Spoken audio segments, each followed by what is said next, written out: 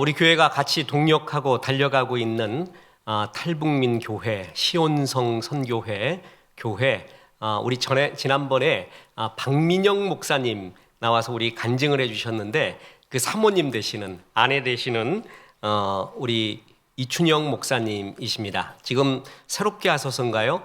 내가 매일 기쁘긴가 잘 모르겠는데 또 같이 했었던, 저도 거기 이제 출연을 했었죠. 거기 동일한 프로입니다. 거기서 이런 간증을 하셨고, 지금 이렇게 보시는 바와 같이 대한민국에서, 우리나라에서 최초로 탈북민 중에 여자 목사님, 담임 목회를 하시는 여자 목사님이고, 탈북 목사님 중에 최초로 여성 박사 장신대에서 조직신학 해가지고 주체 철학의 세계관, 인간관, 역사관에 관한 비판적 연구, 이렇게 해서 주체 사상이 정말 성경적인가, 또 이것을 우리가 어떻게 바라봐야 될 것인가, 그 속에서 살아왔던 그런 체험과 또한 은혜를 같이 나누는 귀한 목사님이십니다. 우리 교회와 같이 이렇게 영광스럽게 동역해서 너무나 좋고, 또 우리 그 전에 몸 찬양, 워십 찬양을 보지 않았습니까? 지금 심우하시는 그 시온성 선교회의 워십 팀들입니다. 참 아름답습니다. 좋습니다. 이렇게 자유 대한민국에서 하나님의 품 안에서 저렇게 몸 찬양을 하고 주님을 찬양하리라고 어떻게 생각했겠습니까? 기적이죠. 그리고 마음껏 그렇게 찬양할 수 있다는 것이 얼마나 영광인지 모릅니다. 오늘 이 시간 우리 이춘영 목사님 간증 통해서 여러분 많은 은혜 받으시고, 또한 이 땅에 태어난 우리의 사명이 무엇인가, 아무도 지금 돌보지 않는 북한 동포들, 또한 이 탈북민들에 대한 하나님의 사명, 하나님의 사랑, 하나님의 눈길이 어디 있는가를 많이 체험하시고, 또한 귀한 동력에 같이 동참하시고 은혜 받으시기를 바랍니다.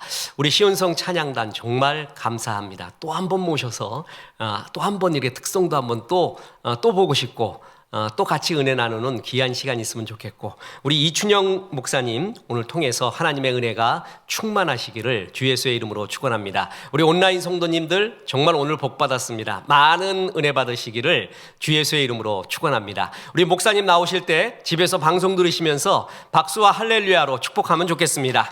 할렐루야, 할렐루야. 할렐루야. 감사합니다.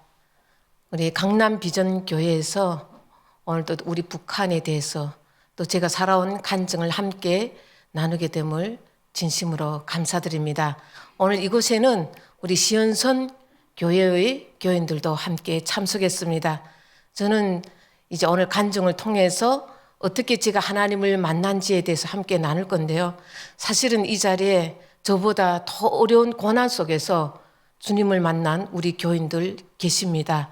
특별히 김정은도 알아야 할 북한의 속사를 집필하신 이용주 권사님도 계시고, 또 몸 찬양을 통해서 우리 시온성 교회 섬기시는 김하영 권사님도 계시고, 오늘 또 시온성 몸 찬양 선교회에 또 하나님의 은혜가 충만하기를 또 너무너무 감사드리고요.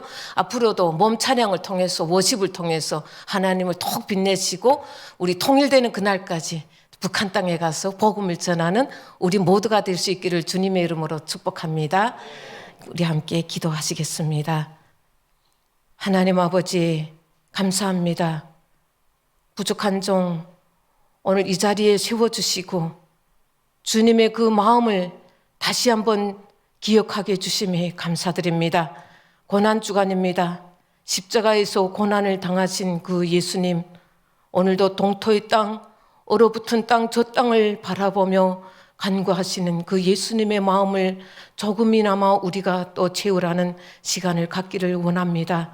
성령님 이곳에 임재하여 주셔서 하나님의 오늘 우리를 부르신 그 목적과 사명, 앞으로 우리 대한민국이 북한 땅을 향한 하나님의 뜻이 무엇인지 함께 나눌 수 있는 귀한 은혜의 시간 되게 하여 주시옵소서.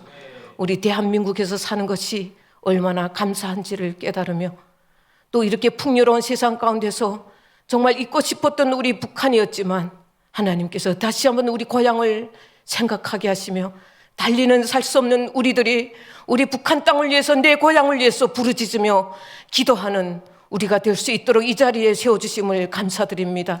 오늘도 성령님의 인도하심으로 우리가 다시 한번 주님의 마음을 깨닫는 귀한 시간 되게 하여 주시옵소서. 감사드리며 예수님의 이름으로 기도드립니다. 아멘. 오늘 하나님께서 주신 말씀은 창세기 45장 7절에서 8절의 말씀입니다. 창세기 45장 7절에서 8절의 말씀을 제가 읽겠습니다. 하나님의 큰 구원으로 당신들의 생명을 보존하고 당신들의 후손을 세상에 두시려고 나를 당신들보다 먼저 보내셨나이다. 그런즉 나를 이리로 보내신 이는 당신들이 아니요 하나님이시라. 하나님이 나를 바로에게 아버지로 삼으시고 그 온 집의 주로 삼으시며 애굽 온 땅의 통치자로 삼으셨나이다. 아멘. 오늘 제목, 오늘 은혜 받으실 하나님 말씀의 제목, 우리는 하나님의 큰 구원이라는 말씀으로 함께 은혜를 받도록 하겠습니다. 사실 저는 한국에 온 지가 20년이 되었습니다. 10년이면 통일이 되겠지 이렇게 생각을 했는데요. 또 10년이 지났습니다. 드디어 20년이 되었지만 아직도 우리의 꿈은 이루어지지 않았습니다. 하나님의 꿈은 이루어지지 않았습니다. 그러나 하나님은 지금도 일하시고 하나님 지금도 계획하시고 하나님은 지금도 우리 북한 땅을 향하신 큰 구원을 역사하시고 계십니다. 오늘 우리 북한에서 온 저를 비롯한 우리 시온성교회 식구들은 사실 사회주의 체제에서 자본주의 체제로 이동한, 한마디로 무신론을 넘어서 예수 그리스도를 믿는 그러한 비욘드, 그러한 것을 넘어서 이 땅에 정착한 믿음의 세대들입니다. 두 세대를 모두 경험하면서, 두 체제를 경험하면서 이렇게 온 세대입니다. 그러나 우리 세대에 반드시 통일이 이루어지면 좋겠지만 우리 시온성교회는 부모님 세대와 자녀 세대가 함께 예배를 드리고 있습니다. 저희 시온성교회의 비전은 영 미니스트리입니다. 다음 세대, the next generation, 다음 세대를 준비하자입니다. 저희 시온성교회의 시온이라는 뜻은 평양의 동방의 예루살렘이었던 시온, 그 시온 성전의 회복을 위해서 선자는 배 선자를 따서 남과 북의 모든 성도님들이 한 배를 타고 복음 통일을 향해서 달려간다는 의미에서 시온선 교회라고 이렇게 이름하였습니다. 우리 시온선 교회는 거기에 계시는 모든 분들이 나의 존재, 정체성이 무엇인가, 나는 어디로부터 왔는가, 나는 어디로 가야 하는가 라는 사명을 가지고 그 주님이 가리키는 길을 따라가는 믿음의 공동체입니다. 그래서 저는 시온선 교회를 섬기고 있는데 우리 박용만 목사님과 함께 시온선 교회 우리 성도님들과 함께 잘 섬기면서 가고 있습니다. 저보다 우리 성도님들이 얼마나 잘 섬겨주시는지 저는 정말 매일매일 우리 성도님들 기도하면 눈물이 나옵니다. 부족한 저희 부부를 따라서 복음 통일을 향해서 함께 하려고 모여오신 분들입니다. 너무너무 감사하고 시온선 교회를 위해서 많이 기도해 주시기 바랍니다. 저는 오늘 제가 만났던 그 하나님에 대해서 얘기하지만 이곳에 계신 우리 집사님들, 시온선 교회 집사님들은 저보다 엄청난 고난, 북송도 당했고 또 그 감옥에서 예수 그리스도, 예수님도 만났고 그런 간증들이 엄청 많습니다. 그래서 저는 중국에서 이제 2번 잡혔지만 애게게 제가 그걸 얘기하면서 너무너무 이분들이 간증을 들으면서 제 간증이 아무것도 아니었음을 생각했습니다. 그럼에도 불구하고 하나님이 저를 이 자리에 세워주셨으니 제가 오늘 저의 살아온 삶에 대해서 함께 나눠보도록 하겠습니다. 저는 북한에서 비교적 유복한 가정에서 태어났습니다. 아버지는 지배인을 하셨고요. 부유한 가정에서 딸 3형제가 있었는데 모두 인류대학을 나왔습니다. 우리 오늘 그 동생 막내딸 여기에 계십니다. 한의사인데요. 오늘 몸찬양으로 이렇게 함께 은혜를 나눴던 우리 동생입니다. 중국에서 손잡고 죽음의 사선을 함께 넘었던, 정말 중국에서 같이 고난을 겪었던 저희 영적 동지이기도 합니다. 사실 저희 아버지는 중국 출신이었습니다. 제중동포라고 하는데요. 중국에서 살다가 북한에서 이제 대문화혁명이 중국에서 일어났을 때 북한에서 어떤 정책을 실시했냐면요. 이제 모든 조선 동포들은 다 오라. 그러면 뭐 힘 있는 사람 힘으로, 지식 있는 사람 지식으로 이런 구호를 슬로건을 줘가지고 뭐 대학도 가고 싶으면 다 보낸다 해가지고 각 곳에서 모여오게 했습니다. 그런데 실제로 그것이 이루어졌을까요? 예, 우리는 북한이 무슨 나라죠? 프롤레타리아 독재, 계급이 없는 사회라고 하지만 제중동포, 제일동포, 제미동포는 차별이 있습니다. 그래서 평양에서 살 수가 없었습니다. 처음에 평양 땅으로 들어갔지만 다 지방으로, 추방도 갔고 지방으로 내려왔습니다. 저희 아버지는 함흥으로 내려와서 함흥화학공업대학을 다니시고 졸업을 하셨습니다. 그래서 저희 아버지가 이제 우리 북한에서는 출신 성분이 있고 사회 성분이 있어요. 이제 저희 출신 성분과 사회 성분으로 이제 뭘 하냐면 등급, 클래스, 계급을 나누는 거죠. 그래도 유복한 가정에게 저희 출신 성분은 제중동포라고 하죠. 무슨 제중, 제미라고 하면 별로 안 좋아요. 그런데 저는 아버지가 지배를 하셨기에 사회 성분이 좋았습니다. 그래서 딸 삼형제가 모두 인류대학을 나올 정도로 좋은 대학에서 저는 6년간 공부도 했습니다. 그래서 어릴 때부터 이제 그 특권이 또 있습니다. 이러한 가정은 특권이 있어서 사실 어릴 때부터 저희들이 어떻게 사냐면요.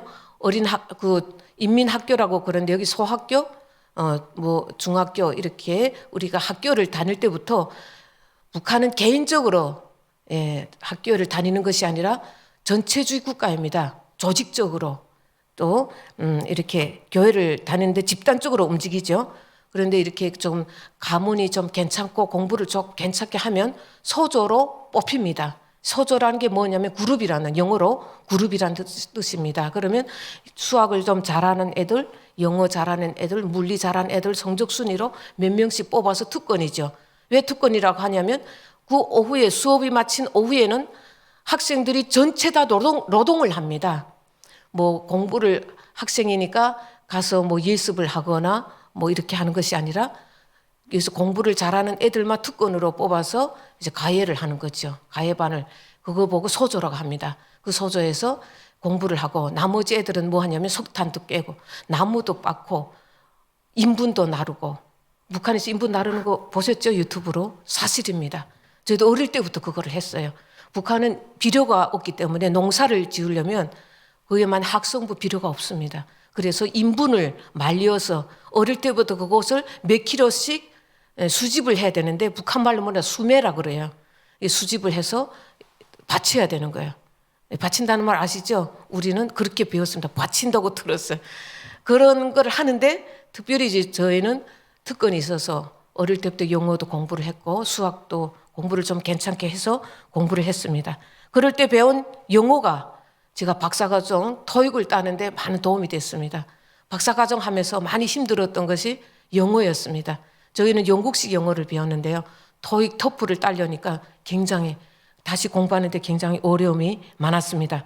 그렇게 어릴 때부터 특권으로 해서 훈련을 받고 이렇게 자랐습니다.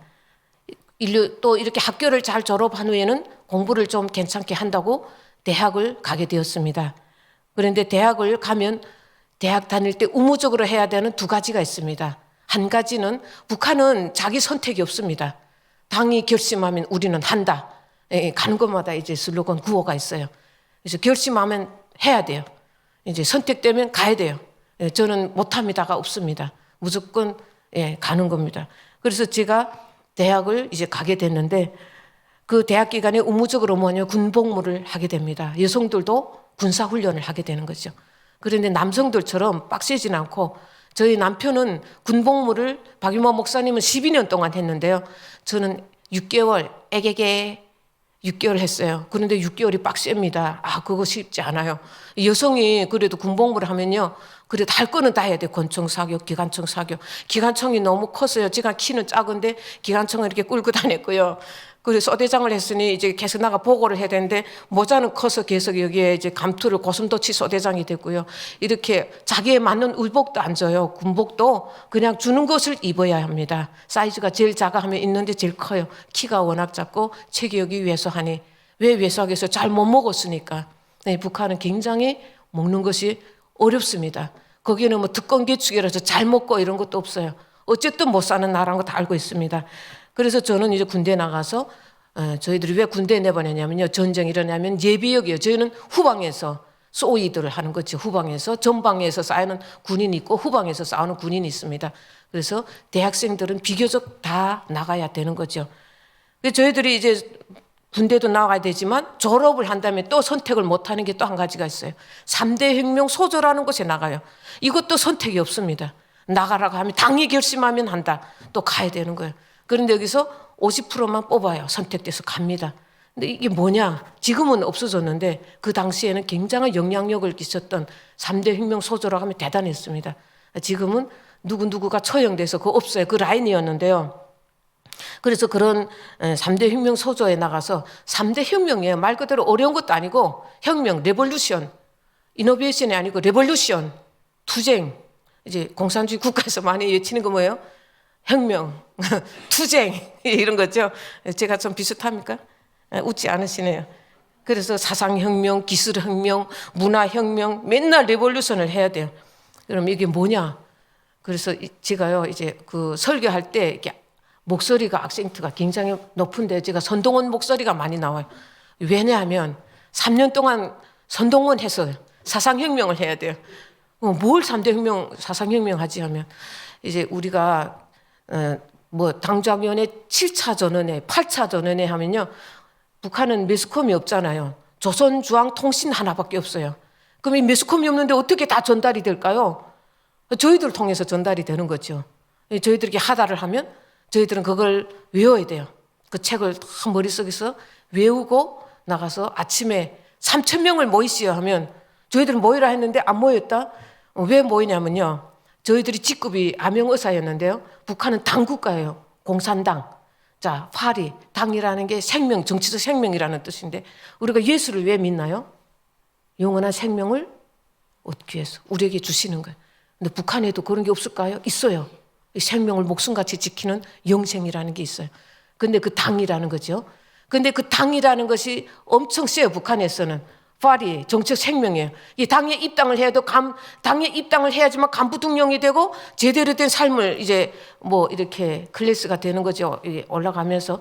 그런데 이제 그 당이라는 기관, 조직부라는 게 있어요. 그러면 당이 이제 역할을 강화하면 우리 조직부가 누구죠?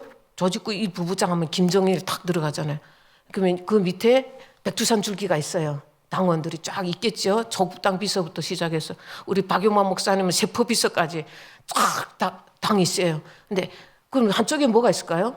행정이 있겠죠. 그러면 당과 행정은 서로 견제를 하는 것이죠. 참 웃기죠. 그러니까 우리 아버지가 지배인을 하셨는데 지배인이 뭐냐면 회장이었어요. 그럼 회장이면 공장 기업소를 경영해야 되죠. 회사를 경영하는 회장님이세요. 그러면 누가 그 해두죠? 그 회장님이죠. 그런데 회장님이 아니세요. 지배인이. 누굴까요? 당이 있어요. 당이. 조국당 비서가 이제 또 컨트롤하는 거예요. 그러니까 누가의 세력이 지방 세력이 있을까요? 당의 지방 세력이 센 거예요. 사람은요. 세력이 있으면 이 권력을 주면 뭐가 있어요? 세력을 쌓게 돼 있습니다. 북한에서 왜 데모가 일어나지 않는가? 3대 멸적 시켰어요. 10대 멸적 시켰어요. 그것도 있습니다. 그러나 그것만이 아닙니다. 뭐를 주냐면 이 세력을 또 장악을 하는 거예요. 자, 이 세력을 견제합니다. 그러면 이 조국당 비서들은 백두산 줄기를 탔으니까 할아버지들이잖아요. 우리 이정관 선교사님처럼 여기 계시는데 감사합니다. 이렇게 와주셔서. 너무 귀하신 선교사님이세요. 이제 이렇게 다 할아버지 조국당 비서들이 백두산 줄기가 딱 쓰면 이제 대단합니다. 그러면 세력이 있으니까 이걸 견제해야 되죠. 그러면 누가 나가냐면 애숭이 대학생들이 나가는 거예요. 이 대학생들에게 뭘 주냐면 권위를 주는 거예요.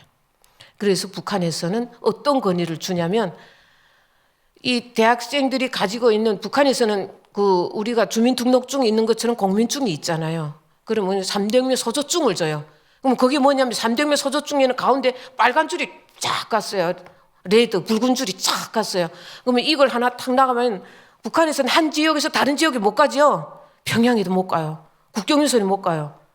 근데 이 빨간 줄 진 이 소조증을 지나면 다 뭐냐면 패스. 다 갈 수 있어요. 그러니까 이 3년 동안 이 권한을 줬는데 자, 이 권위를 주면서 뭘 줄까요? 나는 너희를 이 권위를 어떤 사람에게 줄까요? 믿는 사람에게. 여기서부터 북한도 믿음이 나옵니다. 페이스. 나는 너희를 믿는다. 자, 어떻게 믿냐면요. 청년 대학생들을 인민대학습당에 전체 다 모입니다. 그러면 거기에 누가 출연할까요? 김정일이 나옵니다. 연설 한 번 하면 그 받지요, 대회를. 그냥 눈물 흘리면서 이렇게 하는 거예요. 그냥 만세. 예, 그냥 그게 저절로 됩니다. 그래서 뭐냐면 믿음은 충신을 낳고 의심은 배발. 그냥 나는 너를 믿는다면 뭐냐고 하나가 일어나는. 그것이 바로 페이스라는 믿음이라는 거예요. 그런데 우리는 이런 믿음에도 뻑가고 넘어가는데 예수 그리스도 이렇게 믿어보셨나요? 우리는 정말 그 인간을 믿는 그 믿음 한마디에 뻑가는데 북한 사람들은 우리가 진짜 그 진리신 예수 그리스도를 이렇게 믿어야 되는데 그 믿음이 약하다는 거예요. 그러니까 북한 사람들에게 복음이 들어가면 믿을까요? 안 믿을까요? 믿으면 확실하게 믿습니다. 왜냐면 이미 계명을 했기 때문에. 예, 믿으면 확실하게 믿습니다. 그걸 누가 알아요? 사탄이 아는 거예요. 그래서 복음의 문이 안 열리는 거예요. 왜? 사탄도 권세를 잡고 북한의 어둠의 세력을 잡고 있는 거예요. 그래서 우리는 어떻게 기도해야 돼요? 빡시게 기도해야 되는 거예요. 그냥 기도해서는. 그래서 제 목소리가 높은 것 같아요. 제가 여성 목회자인데 이게 아킬레스예요 또. 20년 동안 한국교회에서 사역하는데 저를 안 써두라고요. 왜요? 목소리 높아서. 애들을 가르쳐야 되는데 애들이 무서워서 어떻게 될까요? 아웃 하는 거죠. 달아나는 거. 런 아웃 하는 거예요. 아우 이렇게 목소리. 아유 이질감이 있어요. 제가 어떻게 했어요? 눈물을 흘리면서. 사역은 해야 되겠고. 왜 사역해야 돼요? 먹고 살아야 되니까. 누가 나를 먹여준답니까? 한국에 와서 우리 탈북민이 막 그냥 막 뭐 갖다 줍니까? 한국에서 뭐 그게 아니잖아요. 정착금을 막 줘서 산다. 그게 아니에요. 그 정착금과 집을 임대 아파트 값이에요. 나머지는 살아야 돼요. 내가 먹고 살려니까 뭐 해야 돼요? 사역을 해야 되는 거죠. 사역지에 갔더니 저를 안 써줍니다. 이 목소리 안 좋습니다. 제가 어떻게 했겠어요? 눈물을 먹으면서 볼펜을 물고 2시간씩 설교를 애들 본문 요만한 거를 또 읽고 울다가 또 읽고 차가 지나가다 하면 또 다시 읽고 집도 항상 환경이 안 좋은 데서 살잖아요. 작은 집에서. 그것을 녹음을 해야 되는데 우리 지금 교회에서 성우를 우리 이영주 권사님 올릴 수 있는데 작은 집에서 해요. 근데 그것을 여러 번 반복하신대요. 집이 너무 작아서 울림이 있어서 하나님께 좋은 장막을 달라고 기도하고 있습니다. 하나님 주실 것입니다. 예, 이런 정말 앞으로 이 성우가 우리 권사님이 성우가 정말 북한의 영혼들을 살리는데 하나님 크게 도구로 사용하실 것입니다. 그래서 저는 이렇게 힘들게 사역을 했어요. 안 좋은 학생들. 왜 아침에 이제 그 당을 장악하는 3대면 소저가 이제 그 당비서들이 비리를 당에 보고합니다. 그러면 김정일은 당권, 소속권만 딱 지면 한눈에 나라를 평정합니다. 그러면 조직부가 있고 여기 선전, 선동부가 있는데 여기 통전부도 있고 3대면 소조부도 있고 이 라인이 좀 가지치기 조금 뭐가 많은데 뭐 다 알 필요는 없고 그래서 이렇게 두 라인으로 이렇게 나라가 평정이 되기 때문에 데모가 일어나지 않습니다. 그러면 조국당 비서들은 비리를 하지 않으면 어떻게 되죠? 예, 순종을 잘해야 되겠죠. 그 나라에 순종이란 말은 없겠죠. 말을 잘 들어야 되는 거예요. 그래서 저희들이 그 문헌에 나왔어요. 그러면 예를 들면 주체사상 문헌이 요만해요. 두껍지 않아요. 주체사상 단행본이 요만해요. 저희들은 금방 외우죠. 그거를. 주체사상이 뭐예요? 정말 간단해요.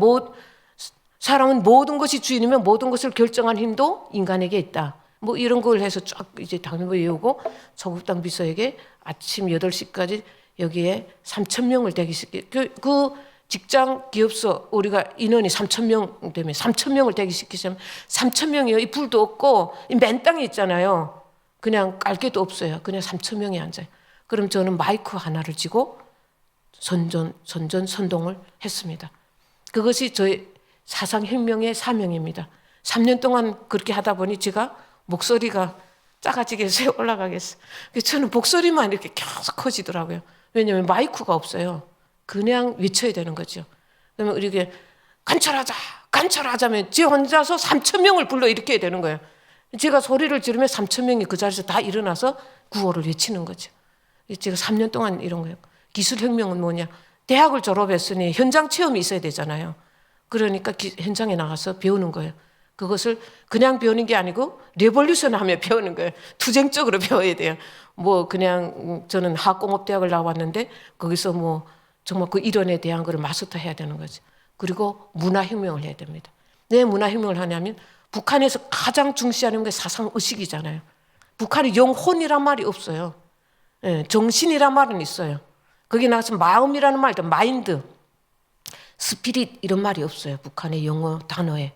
이제는 한국에 와서 스피릿이라는 게 영혼이라는 것을 알았죠. 그러니 북한에서의 가장 중요한 게 뭐냐면 이 사상의식을 개발하는 거예요. 그 의식을 강화하는 거죠. 그래서 그런 세뇌를 주입시키는 것이 바로 저희들이 하는 사명이었습니다. 그런데 왜 이런 기간이 필요했을까요? 예, 북한에서는 이런 기간이 몇 년 전까지만 해도 있었어요. 그런데 이제 이후에 이것이 다 없어졌는데 하나의 암영어사의 이런 기간이었습니다. 북한에서 당은 수령이고 영생이기 때문에 바로 우리의 육체적 생명은 육체적 생명 있잖아요. 부모로부터 우리가 나왔지만 정치적 생명은 수령으로부터 나온다. 이것이 주체사상이에요. 주체사상은 두 가지만 잘 아면 돼. 아주 간단해요. 그런데 그게 진리일까 아닐까 하는 것을 제가 오늘 이 시간 말씀해 드리겠습니다. 과연 그 당이 곧 수령이고 영생일까? 네. 저희들이 이것을 이제 달달 외워서 삼덕묘 소주 기간에 선전선동을 하는 그러한 일을 했습니다. 그래서 북한에서는 바로 이런 청년 대학생들을 결사대로 속초전 청년 돌격대로 그러니까 200만의 총포탄이 되자 이것이 다 저희들이 들어가 있는 거예요. 우리의 구호는 뭐냐면 200만의 총포탄이 되는 거예요. 그냥 결사대를 묶고 당을 위해서라면 수령을 위해서라면 영원히 죽어야 되는 거예요. 그냥 사람은 죽어서 가죽을 남기고 짐승은 죽어서 가죽을 남기고 사람은 죽어서 뭘 남겨야 됩니까? 이름을 남겨야 되는 거예요. 그것이 헤로라, 용이라는 히어로라는 뜻이죠. 이렇게 북한에서는 어릴 때부터 진취적인 청년들을 이렇게 믿음을 준다고 하고서 저희들에게 주체 사상을 주입시키고 정치 권력의 길로 인도합니다. 그래서 어릴 때부터 저희들은 세뇌를 당하는 거죠.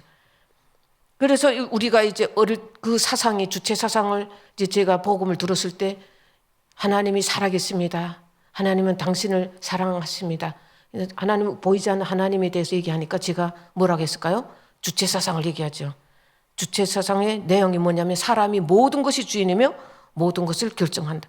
내 운명은 내가 결정할 건데 왜 저를 보고 예수 믿으라고 하십니까? 이렇게 얘기를 많이 했습니다. 그렇습니다. 주체 사상이라는 이데올로기는 논리 정연하고 그 철학은 위대해 보입니다. 그런데 그리고 사람들이 봤을 때 복음은 매우 초라하고 치열해 보입니다. 제가 성경을 읽었을 때 복음은 우리 조상 아브라함이 첩을 들였고 다윗이 첩을 들였고 또 누구는 어떻게 했고 세상 사람들이 우습게 보는 그 십자가 예수님이 달려 죽었다. 이런 초라한 얘기나 하는 것 같습니다. 그러나 예수님은 죄인된 이런 죄인은 우리 인간들을 구원하시기 위해서 그 초라한 십자가에 달려 죽으심으로 말미암아 그 예수님의 능력이 그 십자가에서 나온다는 것을 우리는 말씀을 들음으로 또 믿음을 통해서 이것을 알 수가 있습니다. 이것이 영적인 힘이라는 것입니다. 그래서 이 세상 사람들이 가장 무능하고 가장 나쁘다고 생각하는 그 월스트 십자가는 바로 예수님이 십자가에 달리심으로 말미암아 구원의 온 인류를 구하는 메시아 가장 그레이트 베스트가 되는 십자가로서 영광스러운 상징이 되는 것입니다. 그래서 이 십자가는 역사의 중심이 되었습니다. 예수 그리스도가 역사의 중심이 되신 것입니다. 그래서 우리가 예수님이 탄생하신 그때로부터 우리는 역사를 AD, BC, AD 이 역사로 이렇게 규정을 하는 것입니다. 그런데 북한도 바로 이것을 그대로 본따서 김일성의 탄생일을 중심으로 역사를 왜곡합니다. 그래서 1912년 김일성이 탄생한 그날을 중심으로 오늘 2024년 이렇게 주체 112년, 113년인가요? 113년 이렇게 부른다는 것입니다. 그래서 북한의 역사의 중심은 김일성의 탄생으로부터 그 역사의 중심을 그렇게 이룬다고 말을 합니다. 북한은 그러면서 공산당 국가이고 우리가 말하는 바로 소셜리즘, 바로 사회주의 사회라고 말합니다. 사회주의 공산주의 사회는 어떤 사회입니까? 능력에 따라 일하고 수요에 따라 분배받는다고 우리는 어릴 때부터 이것이 세뇌가 됐습니다. 그래서 이 공산주의 사회에 가서는 모든 사람들이 똑같이 잘 사는 그런 사회가 반드시 올 것인데, 그 사회가 바로 우리 북한에서 이루는 공산주의 이상 사회라는 것입니다. 그것이 뭐라 하냐면 북한에서는 유토피아라고 말하는 것이죠. 모든 사람들이 다 함께 잘 살 수 있는 유토피아는 있을 수 있을까요? 하나님은 우리를 다 다르게 창조하셨습니다. 우리는 다 다릅니다. 모든 사람이 똑같으면요, 왜 하나님 우리를 다르게 창조했을까요? 모든 사람이 똑같으면 뭐를 느끼냐면 권태기를 느낍니다. 그래서 하나님은 그것을, 우리 인간의 속성을 너무너무 잘 아십니다. 그래서 이 땅에 유토피아는 없습니다. 요즘에 비연도 유토피아가 나왔더라고요. 유토피아는 결국 한상이고 주체사상은 결국 이데올로기인 것입니다. 우리 북한 사람들이 그것을 알지 못했습니다. 국가에서 주는 배급제를, 그 배급제에 매달렸어. 국가에서 배급을 주면 먹고 배급을 주지 않으면 굶고, 이렇게 우리가 생활고에 시달려 살았습니다. 그렇게 북한이 못 사는 것은 누구 때문에? 외세 때문에. 누구? 예, 아메리칸 저기 누구 때문이래요. 그래서 뭐 이렇게 코도 크고 뭐 이런 양키 뭐 이런 아메리칸이 있습니다. 그렇게 어릴 때부터 우리 왜곡된 사상으로 세뇌된 우리가 드디어 탈출하기 시작했습니다. 많은 탈북민들이 나오게 된 동기는 이것을 알고 나왔을까요? 예수님이 살아계셔서 나를 인도하셨어요? 아닙니다. 무엇 때문에 나왔을까요? 배고파서, 빵 때문에 나왔습니다. 이 한 줌도 안 되는 이 배고픔, 내 이 배를 채울 수가 없어서 수많은 사람들이 굶어 죽고, 이 빵을 얻기 위해서 우리 많은 사람들이 중국에 돈 벌러 나오기 시작했습니다. 그래서 무엇이 열렸을까요? 이 눈이 열리기 시작했습니다. 인식이 달라지기 시작했습니다. 잘 사는 나라도 있었네? 우리가 세상에 부름없는 나라, 결코 유토피아가 아니었음을 그때부터 알기 시작한 것입니다. 1990년대 초에서는 이 구라파 모든 나라들이 망하면서 바로 300만 명의 아사자들이 생겼습니다. 많은 탈북민들이 제3국으로 탈출하기 시작했습니다. 그때 지배를 하셨던 저희 아버지가 혈압으로 이제 일하시다가 돌아가셨어요. 아버지가 돌아가시자 저희 집안은 이제 고난이 시작이 되었습니다. 가정이 기울기 시작했고, 나라에서 진행되는 그 고난의 행군으로 인하여 우리 집도 결코 이 가난을 면치 못했습니다. 그때 나이 제가 26살이었는데 혼기에 차서 결혼을 했습니다. 2살 반 되는 3살짜리 아들백이 아이를 두고 고난이 행군 시기에 죽지 않으려고 이제 중국에 왜 왔냐면, 저희 아버지가 원래 살았던 고향이 중국이었기 때문에 중국에 친척들이 있었어요. 그래서 그 친척들을 찾아서 조금이나마 거기에 가서 조금 먹을 것을 얻으려고 이제 도강을 시작했습니다. 우리 두만강을 도만강이라고 하죠. 그 누구도 예의가 될 수 없습니다. 누구나 다 두만강을 건너서 이제 중국으로 가기 시작했습니다. 근데 이 두만강은요, 사실 중국하고 거리가 멀지 않습니다. 얕은 곳도 있고 깊은 곳도 있죠. 그런데 밤이 되면 거기에는 지키는 군인들이 있고, 중국에서는 잡아들이는 인신매매꾼들이 있어요. 아주 그냥 여자만 오면 잡아들이고, 북한에서는 건너가는 것만 보면 총을 쏩니다. 이러한 그것에서 비 오는 날 밤이 되면 소리가 안 들리기 때문에 주로 밤에 물살을 이용해서 건넙니다. 그래서 거기에서 배고파서 기력이 없어서 또 내려간 수많은 고아들과 노인들이 많았습니다. 그래서 그때 당시에는 그 기슭에 가보기만 하면 시체들이 둥둥둥둥 또 다녔다고 합니다. 북한에서 수많은 사람들이 죽었을 뿐만 아니라 그것을 건너다가도 많은 사람이 죽었습니다. 우리가 정말 이것이 다른 세계의 사람들이 얘기 같지만 실제로 저희들이 그 땅에서 겪고 실질적인 얘기를 지금 하고 있는 것입니다. 저희는 굶어 죽는 사람들을 눈앞에서 봤습니다. 저는 아들을 업고 가면서 눈앞에서 죽어가는 저 사람들을 바라보면서 어느 땐가 나도 저렇게 죽겠구나, 이런 생각을 하면서 그래도 생명을 부지하려고 두만강을 건넜습니다. 목숨을 걸고 건너면 살더라고요. 우리가 죽음을 각오하면 살 수 있습니다. 그래서 저는 두만강을 건너서 친척집에 가서 이제 많은 이제 또 후원을 받고 다시 북한에 돌아가리라. 저희 자녀가 아들이 있고 또 저희 고향이 북한에 가리라고 결심하고 이제 밤에 그것을 두만강을 또 건너기 시작했습니다. 그런데 거기에서 이미 저희들이 이렇게 건너 다닐 때는 안전하게 건너려면 상대방과 다 신호를 하고 다 연락을 하고 하는데 저하고 같이 가려고 했던 그 몇 명의 여자분들이 제가 거기서 가장 나이가 어렸는데 저를 다른 인신매매꾼들에게 팔았어요. 그리고 자기들은 그 돈을 가지고 갔어요. 먼저 약속된 날짜에 가니까 없더라고요. 제가 혼자 나온 거예요. 저는 밤 10시에 이 강을 건너면 된다는 블로크 얘기를 듣고 건너려고 하는 순간에 많은 블로크들이 달려들어서 저를 납치해 갔습니다. 거기에서 두들겨 맞고 저항을 하게 되잖아요. 사람은 살아남으려고 저항을 하고 가져갔던 돈을 다 빼앗기고 옷을 빼앗기고 거기서 저항을 하려다가 거기서 달려가기 시작했습니다. 그런데 제가 다행히도 중국어를 대학 다닐 때 북한에서는 무조건 중국어를 마스터해야 됩니다.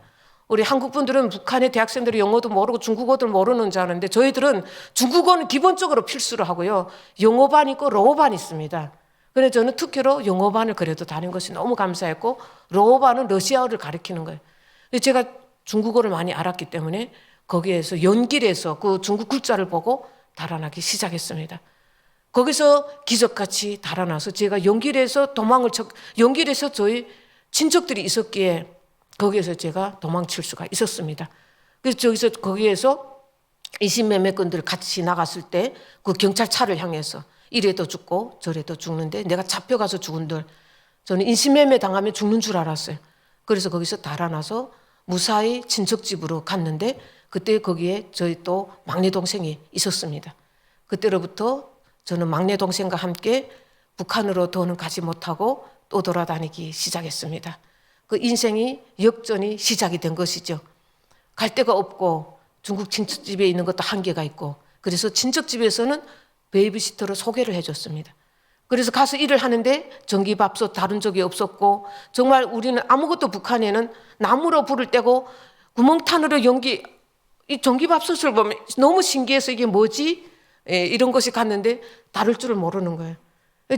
저에게 무슨 일을 시킬 수가 있겠어요? 말도 모르고 일할 줄도 모르니 오줌똥을 치는 일을 밖에 할 수 있는 게 없더라고요. 그럴 때 제 마음이 제가 그래도 한때는 꿈이 컸잖아요. 제가 어떤 사람이었다고요? 그래도 저 어디 인민대학습당에 가서 뭐도 했던 사람. 인생이 무너지더라고요. 정말 죽고 싶었습니다. 그럴 때 한 사람이 와서 전도를 하는 거예요. 밑바닥까지 가면 누군가는 옵니다.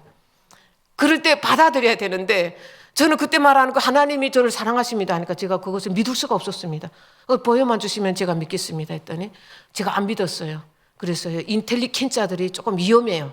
이렇게 확실한 사람들은 믿으면 확실하게 믿지만 안 믿으면 또 확실하게 안 믿어요. 그래서 제가 안 믿고 있었으니 잡혀갔죠. 누가 저를 밀고를 했습니다. 그리고 경찰서에 갔는데요.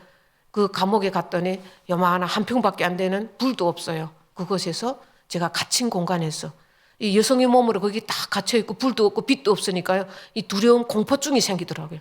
나는 여기서 누구도 모르게 죽겠구나. 그런데 바로 그때 저를 전도했던 그분이 했던 말이 생각났습니다. 항상 어려울 때 기억나는 그 말이 있어요. 반드시 하나님 음성을 들려주십니다. 그때 그분이 저보고 가장 힘들 때 예수님의 이름으로 기도해보라고 했어요. 그래 내가 이래도 죽고 저래도 죽는데 한번 외쳐보죠. 예수님 도와주세요. 예수님의 이름으로 기도합니다. 계속 기도했더니 경찰이 저를 나오라고 하는 거예요. 저를 마당 쓰려고 해서 이렇게 마당을 쓰는데 아무도 없는 거예요. 그러니 제가 더 두려웠겠죠. 왜 아무 사람도 없지? 저는 심장이 콩당콩당 누가 안 나로 와서 뒷덜미를 잡아줄까 봐 거기서 제가 달아나야 되는데 그래서 이렇게 쓰는 척 하다가 대문까지 가니까 아무도 저를 안 보는 거예요. 거기서 튀었어요. 그럼 정말 튀어서 달려가는데 차가 한 대 빡 하고 서는 거예요. 거기에서 저를 구원하라 누군가 온 거예요. 바로 저희 동생이 저희들을 저를 찾고 있다가 친척들을 이용해서 경찰을 알아보고 3일 만에 제가 살아있은 걸 알은 거예요.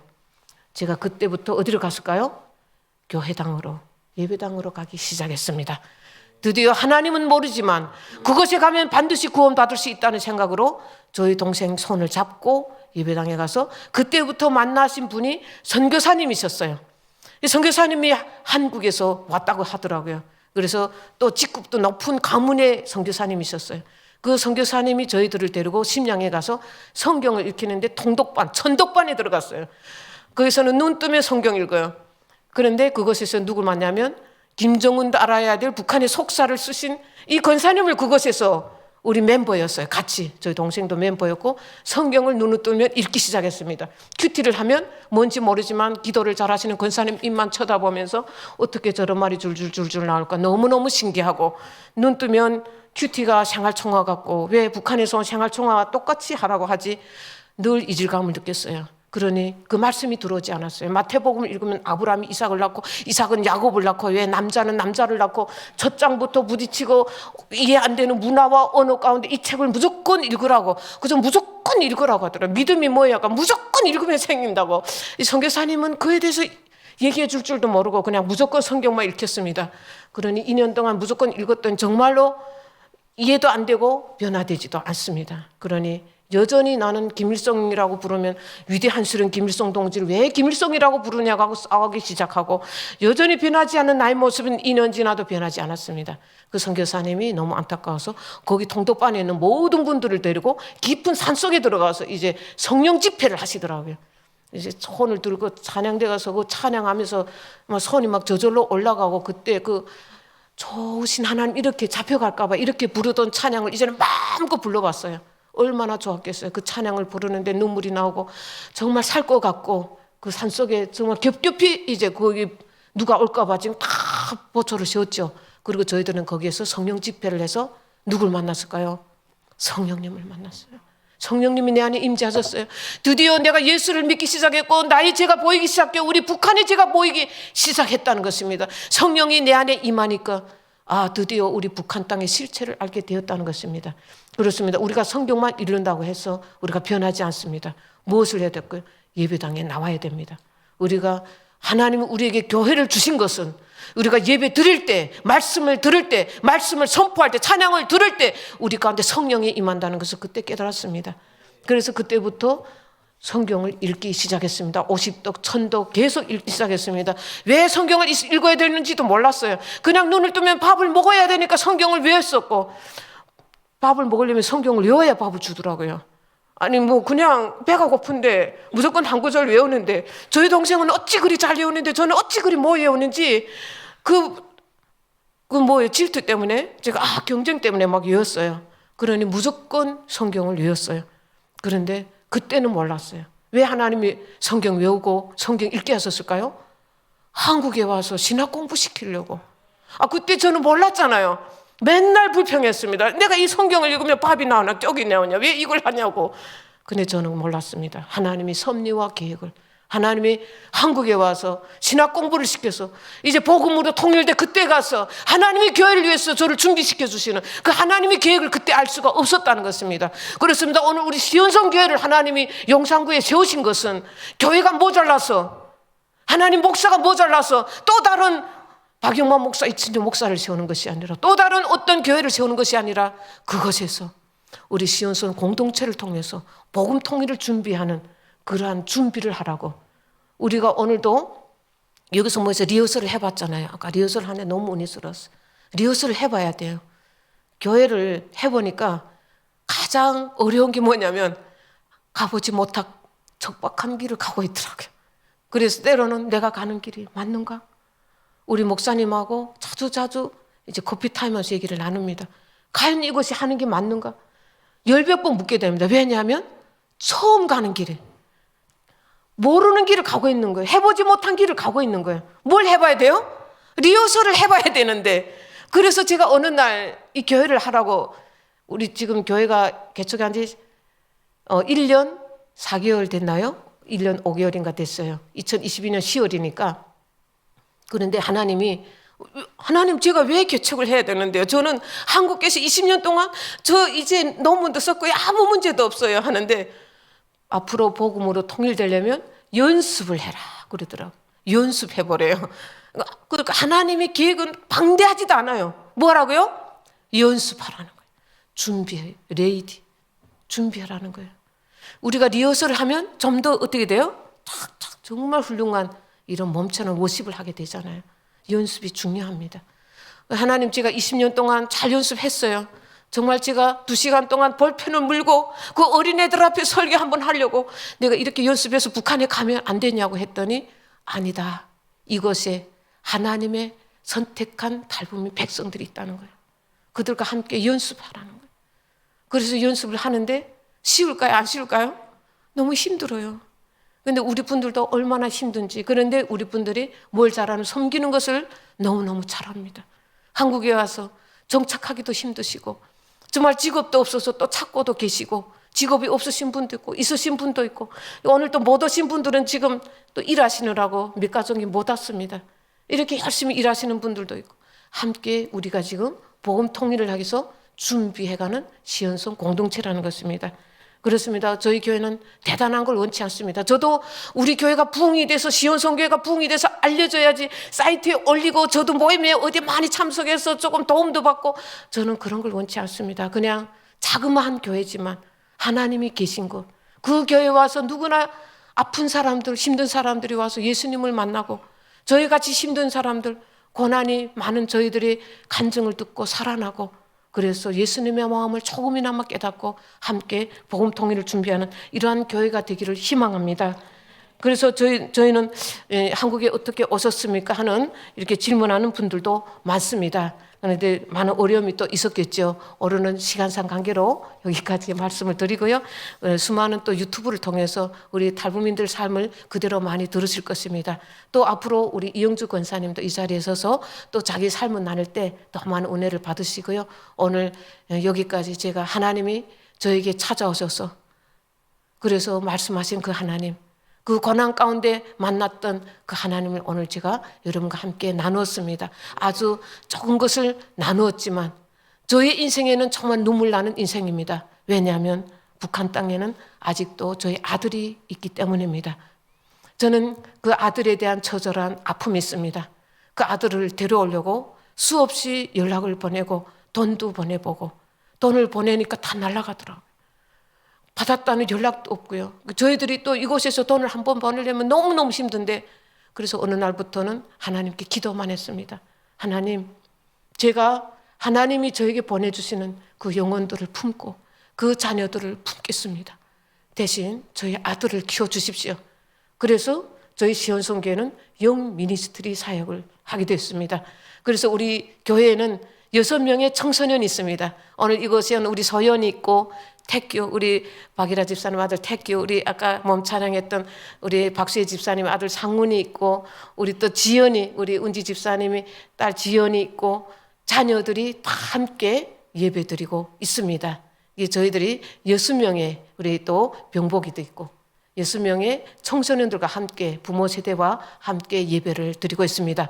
우리 부모 세대는 출애굽 세대입니다. 하나님이 북한에서부터 저희들을 출애굽시켜 주셨습니다. 그 출애굽 시대가 부르짖으면 다음 세대 여호수아 세대가 가나안 땅을 정복했습니다. 그래서 저는 우리 청소년 다음 세대를 잘 키워서 이 세대가 이제 북한 땅의 복음화를 위해서 우리 또 하랑이도 있죠. 7명의 이 자녀들이 앞으로도 더 모여오게 될 우리 청소년들이 앞으로 세계의 복음화를 위해서 나가는 우리 청소년들이 되기를 위해서 기도하고 또 우리 함께 예배하면서 하나님 말씀으로 살아가고 이겨가고 있습니다. 이들이 앞으로 복음 통일이 주역이 될 수 있도록 계속해서 기도해 주시기 바랍니다. 저는 오늘도 우리 북한에 있는 아들에게 한마디 한다면 아들아 사람만 다오. 다윗이 압살롬이 죽었을 때 그렇게 고백을 했더라고요. 압살롬아, 압살롬아, 내 아들아 사람만 다오. 저는 이 말씀을 들으면서 정말 내 아들 전이라 사람만 다오. 이렇게 매일매일 통곡하면서 주님 앞에 기도하고 있습니다. 내 아들을 만나는 날이 통일되는 날일 것이고 하나님이 북한을 위해서 기도하지 않을까 봐 내 아들을 그 땅에 두지 않았을까. 저희 가족은 모두가 한국에 나왔습니다. 그럼에도 하나님은 저희 아들을 북한에 두신 것은 그 땅을 품고 기도하라고 그 아들을 만나는 날에 북한이 복음으로 통일되는 날일 것이라고 하나님이 오늘도 그 땅을 포기하지 않고 기도하게 하십니다. 그렇습니다. 오늘도 우리는 정말 그 북한 땅을 위해서 기도하지 않을 수가 없습니다. 왜냐하면 이곳에 모인 우리 분들의 혈육이 있고 부모님들이 살아있고 그것에 우리 자녀들이 있기 때문입니다. 결코 포기할 수 없으신 분이 계시다면 예수 그리스도, 예수님은 그 땅을 위해서 정말 99마리 양이 아니라 한 마리 잃어버린 양으로 지금도 하나님의 우편 보좌에서 탄식하며 간구하고 계시기 때문에 우리가 주님의 마음을 품는다면 결코 북한 땅을 포기할 수가 없습니다. 우리 대한민국을 하나님이 축복해 주신 것은 바로 우리 북한 땅을 품으라고 하나님이 축복해 주신 것입니다. 바로 공산주의도 서서히 이 땅에 들어오고 자본주의도 서서히 이 땅에 들어오는 그때에 평양의 장대현 교회가 하나님 앞에 기도함으로써 부흥의 불길이 일어났고 평양의 복음화가 이루어졌습니다. 그런데 오늘 그 복음이 바로 이 남한 땅에 와서 하나님 놀라운 은혜와 축복 가운데 살고 있습니다. 그러나 아직도 복음 통일은 요연해 보입니다. 언더우드 선교사는 그러나 120년 전에 한국에 처음 왔을 때 이렇게 고백했습니다. 주여, 지금은 아무것도 보이지 않습니다. 그러나 머지않아 이 땅에도 은총의 땅이 되리라 믿습니다. 그 언더우드 선교사의 기도로 한국에는 1200만의 성도가 일어났고 대한민국은 하나님을 믿는 나라로 세계의 선교 대국으로 하나님이 축복하여 주셨습니다.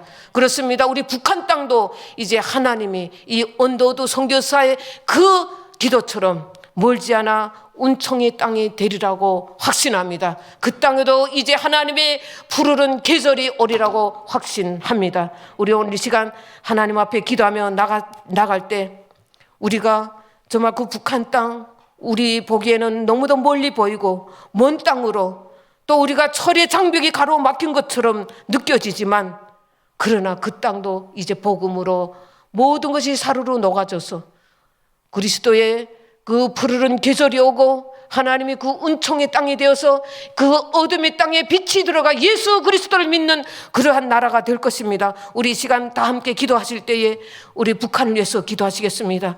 그리고 이 땅에 온 우리 탈북민들을 위해서 기도하겠습니다. 우리 시온선 교회를 위해서 기도하겠습니다. 우리 강남 비전교회에 하나님의 비전을 주신 것에 대해서 감사하며 기도하며 나가겠습니다. 우리 함께 주님 앞에 나가며 기도하실 때 주여 하나님 이것에 임재하여 주시고 우리의 기도를 들어주시옵소서. 다 함께 기도하시겠습니다. 주여 하나님 아버지 감사합니다.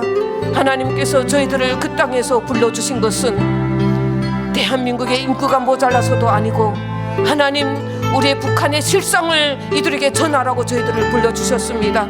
하나님 앞에 특별히 선택된 하나님의 백성들 오늘도 하나님 3만 5천 명의 탈북민들이 이곳에 왔습니다. 하나님 이들을 다 하나님을 믿는 하나님의 백성으로 세워주셔서 이제 하나님이 때가 이르러 그들도 하나님 이제 복음을 들고 북한 땅에 하나님의 복음을 들고 들어갈 수 있는 그리스도의 일꾼들 되게 하여 주시옵소서. 그것을 위해서 우리 시온선교회를 세워주셨사오니 하나님 축복하여 주시옵시고 그것에 모인 우리 모든 탈북민들 하나님을 만나게 하여 주시옵시고 그 고난이 때에 그 고난이 시절에 나에게 말씀하셨던 그 하나님을 다시 한번 생각하면서 하나님 앞에 신실한 믿음 가운데 나갈 수 있도록 주여 도와주시옵소서. 하나님 도와주시옵소서. 그 우리 시온선교회를 위해서 협력하시는 우리 강남 비전교회 한재영 목사님과 우리 모든 성도님들을 기억하여 주시옵시고 이 마지막 때에 하나님의 선교를 이루어가는 우리 강남 비전교회와 선교하는 모든 분들에게 하나님이 놀라운 은혜와 축복이 임하게 하여 주시옵소서. 하나님께서 마음껏 부어주셔서 이들이 더 많이 선교하며 그래서 하나님이 놀라운 은혜를 증거할 수 있도록 하나님이 살아계심을 만방에 역사할 수 있도록 주여 도와주시옵소서. 하나님 살아계신 그 하나님을 이 시간 찬양합니다. 하나님 앞에 나가며 기도할 때 하나님 우리를 기억하여 주시고 북한 땅을 기억하여 주시고 오늘도 부족한 종 이곳에 외칠 때 하나님 예수 그리스도의 그 마음을 담아 주님 앞에 나가기를 원하니 주여 도와주시옵소서. 하나님 도와주시옵소서. 하나님 감사합니다. 오늘도 저희들이 예수님의 마음을 품고 우리 북한의 복음화를 위해서 우리가 그 주님의 마음을 조금이나마 깨닫게 해주심에 감사드립니다. 10년이 되었고 20년이 되었습니다. 그러나 통일은 요연해 보입니다. 그러나 언더우드 선교사는 이렇게 말했습니다. 지금은 아무것도 보이지 않는 것 같지만 이제 머지않아 대한민국과 북한 땅에 하나님의 그리스도의 푸르른 계절이 오게 될 것이라고 기도했습니다. 우리도 그 선교사님처럼 주님 앞에 기도하기를 원합니다. 북한 땅에 또 우리 대한민국에 하나님 이제 한반도가 하나님을 찬양하는 그날이 올 수 있도록 주여 역사하여 주시옵소서. 그래서 한라에서 백두까지 성령의 불길이 타오르게 하여 주시옵시고 하나님의 복음이 예루살렘 땅끝까지 이르게 하여 주시옵소서. 그것을 위해서 우리 대한민국이 복음을 전파하는 나라가 되게 해주시고 우리 북한이 하나님의 복음에 앞장서는 나라가 되게 해주셔서 하나님의 축복을 마음껏 받게 하여 주시옵소서. 감사드리며 이 모든 말씀 예수님의 이름으로 기도드립니다. 아멘.